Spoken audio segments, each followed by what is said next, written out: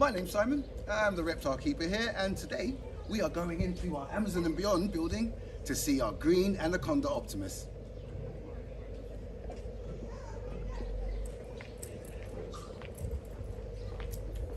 As we step through the doors, the first exhibit we come to as we come into the Amazon and Beyond is our Piranha. Now Piranha are very, very hard to see because they like to sit amongst the reeds and all the bits that we've got. There's three in there, there's one just behind the wooden pole there, so hopefully we can get a good look at them. Piranhas probably have the biggest myth about them. Piranhas have got the biggest myth that they're the most dead and you wouldn't put your hand in the water because they would take them. Unfortunately, it's not true. Piranhas are actually quite shy fish.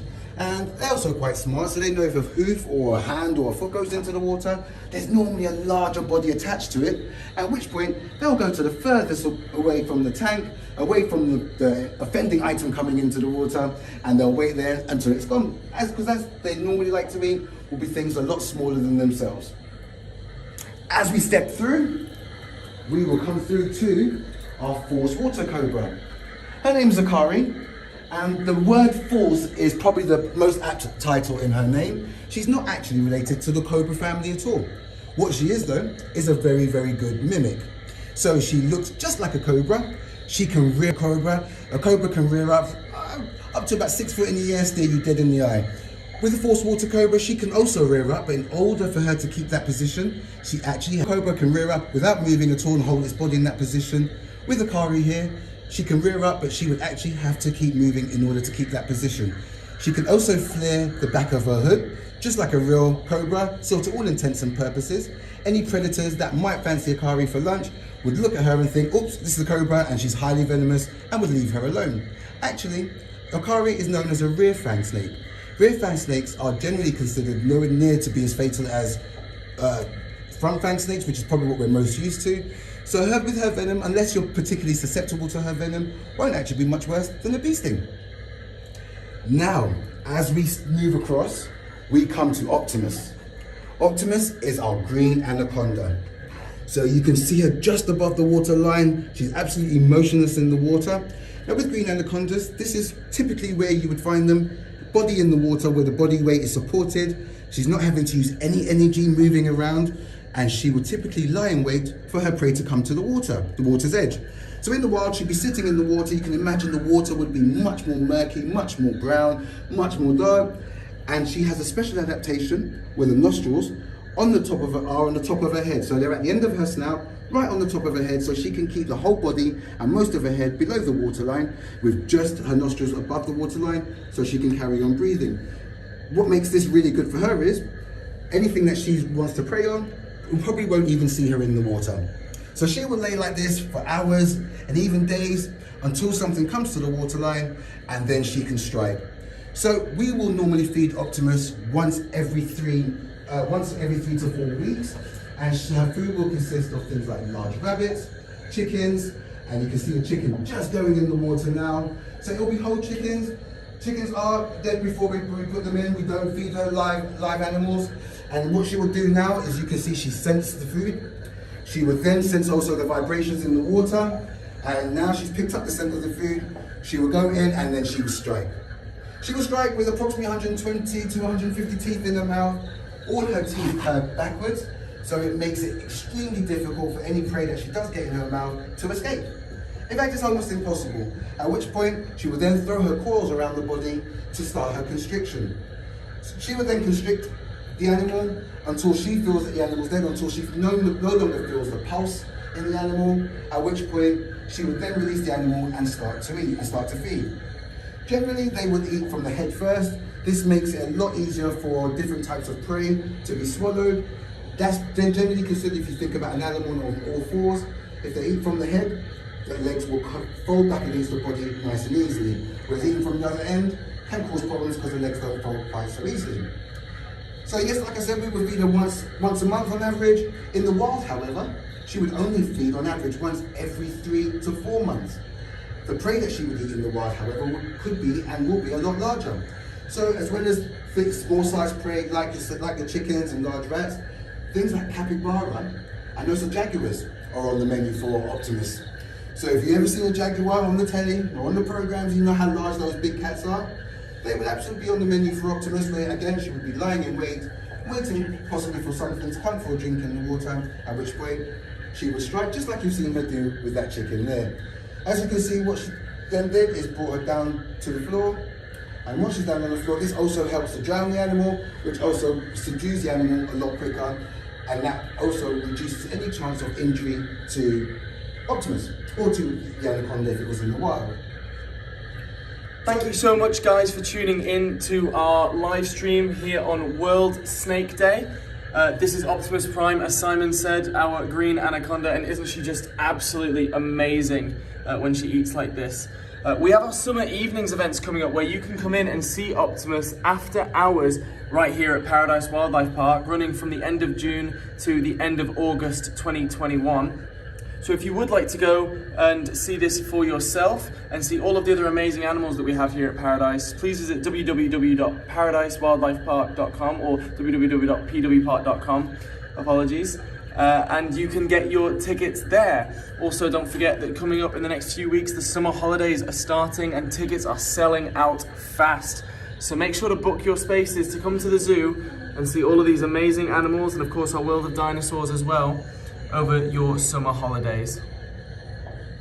Okay, now one of the interesting things about the green anaconda is, if you look at the size Optimus is approximately about 15 foot long last time we measured her. Now the longest known official record of a green anaconda measures at 26.7 feet. So that is a large, huge snake, and that's why the green anaconda is known as the largest or heaviest snake species in the world. So you have the reticulated python, which people often get confused with, but that takes the title for the longest species of snake, whereas the green anaconda, like I said, takes the title for the heaviest or the largest species of snake in the world. So at 26.7 feet as the largest official record, you're looking at a snake that potentially could grow even larger than she already is. And she's a beautiful snake as she is, but she will grow that little bit more. In terms of what she's used to, so again, like I was mentioning before, she would spend a lot of time in the water. That helps to support the body weight. Snakes are ectothermic, and what that means is they rely on external temperatures in order to heat their bodies up and also to provide them energy. So quite often you'll find ectothermic animals like other lizards and other reptiles will do the same thing. Some will bask in the sun. Optimus will do the same thing. She will gain energy from the sun, and that will then enable her to go and hunt and strike whenever she needs to. But of course, she's such a large snake, moving that body across the land is quite cumbersome and would use lots of energy. So the water is a great medium for her to be able to spend that time not using any energy, and it's great because her food generally will come to her. As you can see now, she's still got the prey wrapped up in her claws. Generally speaking, there has been studies done on it, and it's approximately 20 minutes after the pulse has stopped that the snakes will then let go of their prey, and then they can then feel safe to eat. The reason being, any prey that's still alive is able to scratch and able to bite, and for any wild animal, getting injured in the wild is a no-no. It can be very, very detrimental to their health, but also it leaves them susceptible to other predators as well. If other predators see weakness or see an animal that's injured, they'd much rather go for that animal than an animal that's fit or healthy and can fight back probably that much more. She's making sure now she's ensuring that her prey or her food is now dead. At some point, she will then release the chicken that she's been given, and then she will commence eating. So as you can see by her body size, that body and the patterning, you can imagine in the wild, that would be blending in perfectly with her environment. So you can imagine in the Amazon, by the edge of the rivers, you will have the vegetation, and the vegetation will be very what you see with Optimus. So she is perfectly well camouflaged, whether she's in the water and even when she's on land, regardless of the size that she can be.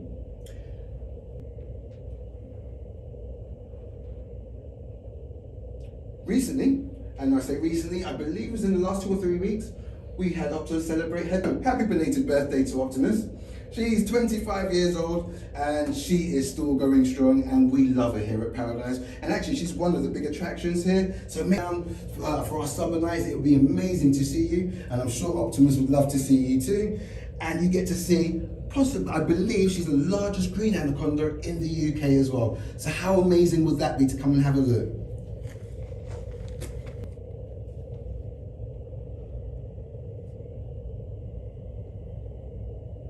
One thing I didn't mention about her enclosure is she actually shares the enclosure with other reptiles. So we have a mixed enclosure, which is open up. Now we have two of the plicker, that's what they're called. And they measure approximately 30 centimeters enclosure happily with Optimus. Very hard to spot them amongst all the vegetation and amongst all the land. I did just spot one when we first came in on the wall, so hopefully it's still there. And at some point we can give you a quick glance at one of the plickers. But they live happily, and in the wild they would live in the same environment. So they live happily in this environment as well. But it's wonderful when people come in and they see the anaconda and all of a sudden they catch a movement at the side of their eye and they're looking at one of our plicker.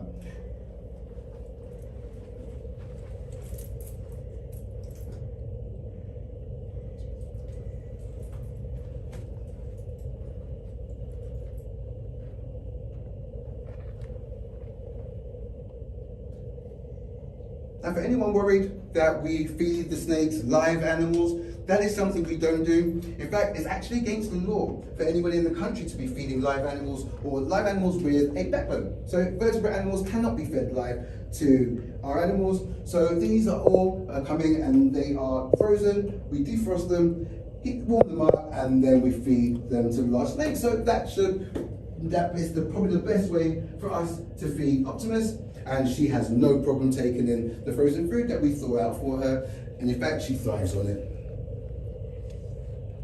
Occasionally you will see her on land, you will see her up on the land. Generally speaking, in the wild, that's where they would do a bit of sunbathing. So as I mentioned before, that's her being an ectotherm. She definitely relies on the energy from the sun and the sun's warmth to provide her the energy which she can hunt and which she can move about as well. And that applies actually to all snakes and to all reptiles as well. So again, being ectothermic, here we supply the heat and we supply the correct lighting. So within the enclosure, she's got her UV lighting, she's got a really nice warm temperature, just like you wear in the Amazon, and she's absolutely happy in the pool, ready to eat her chicken.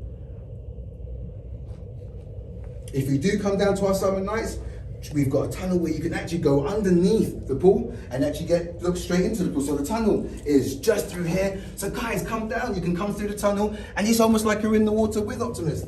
So as you go through, you can see just how much closer you get, and you get a really good view of a green anaconda in an environment that it calls home.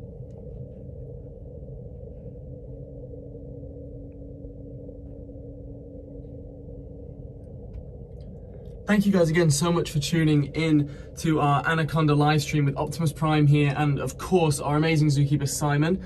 Optimus is still working on her dinner, which we can totally understand because look at the size of it.